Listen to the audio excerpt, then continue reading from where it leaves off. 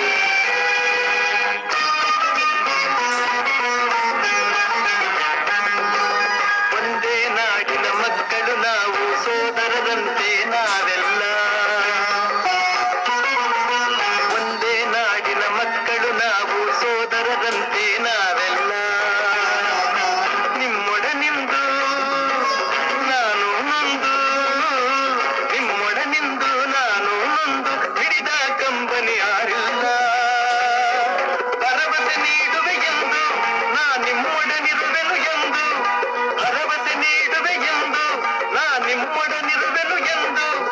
ತಾಯಿಯ ಆಣೆ ನಿಮ್ಮನ್ನು ಕಾಡುವ ವೈರಿಯ ಉಳಿಸಲ್ಲ ನಾನಿರುವುದೇ ನಿಮಗಾಗಿ